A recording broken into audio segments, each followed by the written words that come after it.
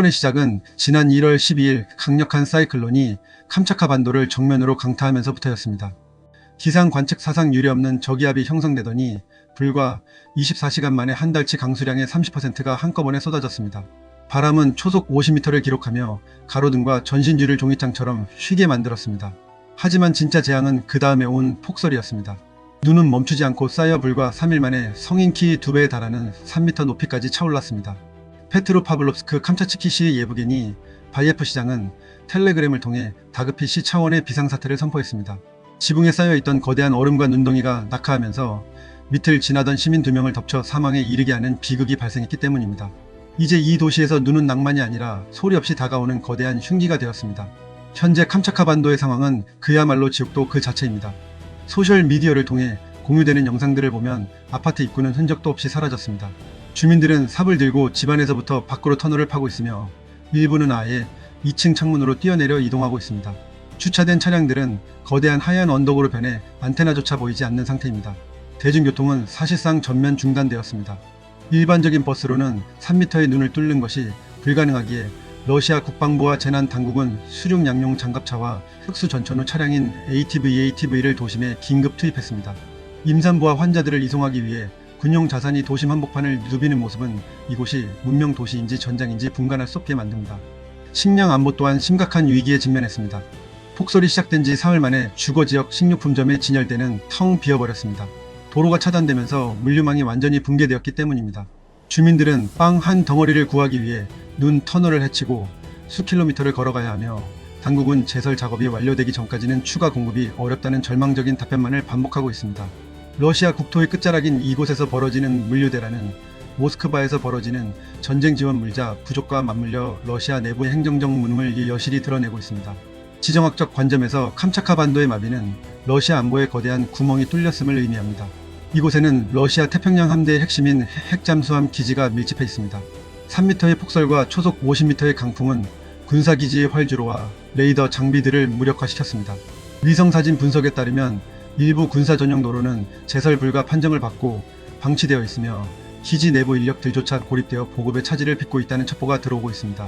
푸틴이 자랑하던 동부방어선이 적군의 공격이 아닌 자연의 일격에 허무하게 무너져 내린 셈입니다. 경제적 파급력 또한 상상을 초월합니다. 캄차카는 러시아 수산업의 핵심 기지이자 풍부한 천연자원이 매장된 곳입니다. 항만 시설이 폭설로 봉쇄되면서 아시아로 향하는 수산물 수출길이 막혔고 이는 러시아의 가뜩이나 부족한 외화 수입에 큰 타격을 주고 있습니다. 또한 이 지역의 광물 채굴 시설들이 가동을 멈추면서 공급망에 차질이 생기고 있습니다. 러시아 정부는 이번 재난 복구를 위해 수조 원의 예산을 긴급 편성해야 할 처지이지만 전쟁에 모든 자원을 쏟아붓고 있는 현재의 재정 상황으로는 밑빠진 독에 물 붓기나 다름없습니다. 우리가 이 사건에서 주목해야 할 진짜 핵심은 기후 변화가 러시아의 전략적 요충지를 타격하는 방식입니다. 북극 해빙의 급격한 감소로 인해 찬 공기를 가두던 제트 기류가 요동치면서 캄차카와 같은 고위도 지역에 기록적인 수증기가 유입된 것입니다. 이것은 일시적인 현상이 아니라 앞으로 매년 반복될 수 있는 구조적 재앙입니다. 러시아의 낡은 배수 시스템과 제설 장비로는 21세기의 극단적인 기상이변을 감당할 수 없다는 것이 이번에 증명되었습니다. 겉으로는 최첨단 무기를 자랑하지만 정작 자국민을 눈 속에서 구해낼 기본적인 제설차조차 부족한 러시아의 민낯입니다. 이제 결론을 짚어보겠습니다. 3m 눈 무덤에 갇힌 캄차카 반도의 비극은 단순한 날씨 이야기가 아닙니다. 그것은 자원의 한계를 넘어서려 했던 러시아 정권의 오만함과 부실한 인프라가 빚어낸 인재입니다. 1층이 매몰되어 창문으로 탈출하고 장갑차로 식량을 나르는 이 풍경은 2026년 러시아가 직면한 거대한 붕괴의 서막일지도 모릅니다. 하얀 지옥이 된 극동의 땅에서 터져나오는 주민들의 비명소리는 크렘린궁의 권위마저 얼어붙게 만들고 있습니다. 과연 러시아는 이 기록적인 폭설과 이어지는 사이클론의 공세를 버텨낼 수 있을까요? 그리고 이 파국이 우크라이나 전선에 집중된 러시아의 관심을 내부로 돌리게 만들까요? 한반도와 멀리 떨어진 극동의 기상. 이변이 이제 우리 에너지 안보와 수산물 가격까지 위협하는 실존적 위기가 되었습니다. 오늘 K팩트가 전해드린 이 긴박한 정보들이 여러분의 세상을 보는 눈을 넓혀드렸기를 바랍니다. 이 거대한 드라마의 다음 장은 과연 어떻게 쓰여질지 끝까지 지켜보겠습니다. 이번 사이클론 프란시스의 세부 경로를 분석해보면 북태평양의 따뜻한 해류가 이례적으로 북상하면서 엄청난 양의 습기를 공급했습니다. 이 습기가 시베리아의 차가운 기단과 충돌하며 캄차카 반도에 폭탄 같은 눈구름을 형성한 것입니다.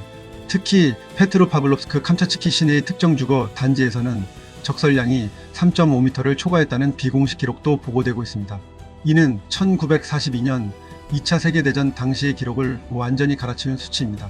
또한 러시아 내부의 텔레그램 채널들에서는 제설 장비의 상당수가 전방 부대로 징발되어 도심 제설에 투입될 기계가 턱없이 부족하다는 비판이 쏟아지고 있습니다.